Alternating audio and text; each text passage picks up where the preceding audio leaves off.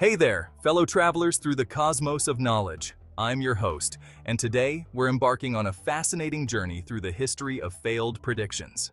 From the depths of the ocean to the vacuum of space, we'll explore 10 instances where even the most brilliant minds missed the mark, predicting outcomes that were not only inaccurate, but spectacularly so. So, buckle up, keep your minds open, and get ready to explore the vast and often hilarious landscape of failed predictions. Our first stop takes us back to the dawn of the 20th century, a time of grand engineering marvels and unwavering faith in technological progress. The Titanic, a behemoth of a ship, was hailed as the pinnacle of human ingenuity, a floating palace deemed practically unsinkable. On a fateful night in April 1912, the unthinkable happened. The unsinkable ship struck an iceberg, sinking beneath the waves and taking with it the lives of over 1,500 souls. The Titanic's demise serves as a stark reminder that even the most sophisticated technology is no match for the raw power of nature. Fast forward a few decades, and we find ourselves on the cusp of the digital age. Enter Robert Metcalfe, a brilliant computer scientist and co-inventor of Ethernet, who in 1995 boldly proclaimed that the internet was nothing more than a fad, destined to go spectacularly supernova and catastrophically collapse by 1996. Oh, how wrong he was. Instead of imploding, the internet exploded, evolving at an unprecedented rate, connecting billions of people worldwide and transforming the very fabric of society. Now, let's rewind to 1977, a time when computers were hulking machines relegated to the dimly lit corners of research labs and corporate offices. Ken Olsen, the founder of Digital Equipment Corporation, famously declared that there was no reason anyone would want a computer in their home. Olsen, like many of his contemporaries, failed to anticipate the democratizing power of technology, the inevitable shift from specialized tools to ubiquitous devices that empower individuals and reshape daily life. Chapter 4.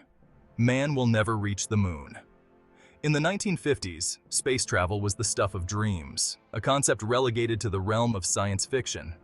In 1957, British astronomer Dr. Richard van der Woolley scoffed at the idea of space travel, dismissing it as utter bilge. Little did he know that just 12 years later, Neil Armstrong would etch his footprint onto the lunar surface, forever altering humanity's place in the cosmos. Woolley's dismissal of space travel exemplifies the limits of human imagination. Chapter 5. The telephone. Too many shortcomings.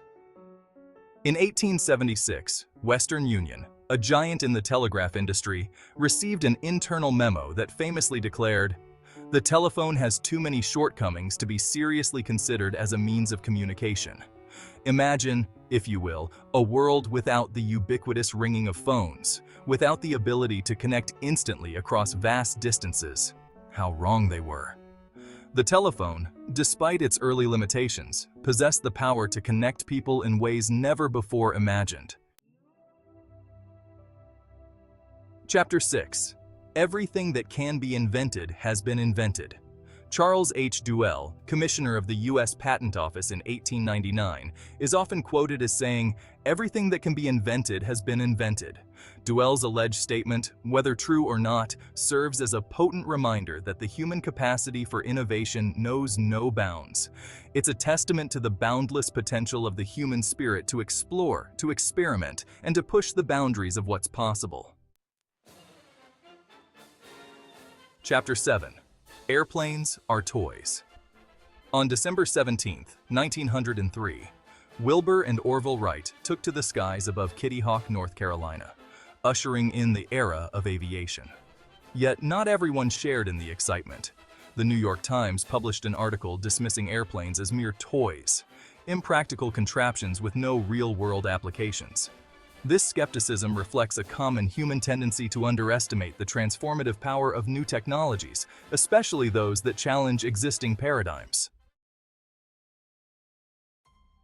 Ernest Rutherford, a pioneering nuclear physicist, famously declared in 1934 that nuclear energy was impractical moonshine. His prediction serves as a reminder that even experts can struggle to extrapolate from theoretical knowledge to practical applications, highlighting the unpredictable nature of scientific and technological progress. As we approach the end of our journey, let's take a nostalgic look back at the turn of the 20th century, a time when horses were still the primary mode of transportation. Many believed that horses were irreplaceable, an integral part of the urban landscape.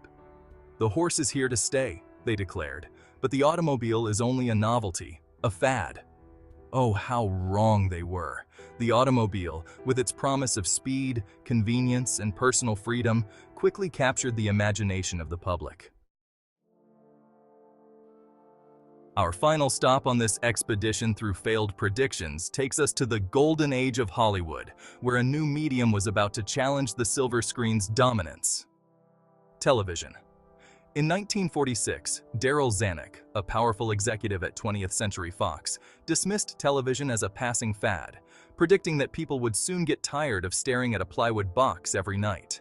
Television, with its ability to bring news, entertainment, and information into the homes of millions, would soon become a defining force in global culture.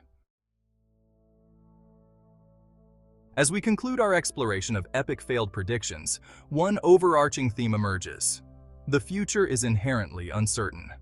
The history of failed predictions serves as a humbling reminder that, while knowledge can guide us, certainty can blind us to future possibilities. So, the next time you find yourself gazing into the crystal ball of the future, remember the lessons we've learned. Embrace uncertainty, question assumptions, and remain open to the possibility that the future, like the universe itself, is full of surprises.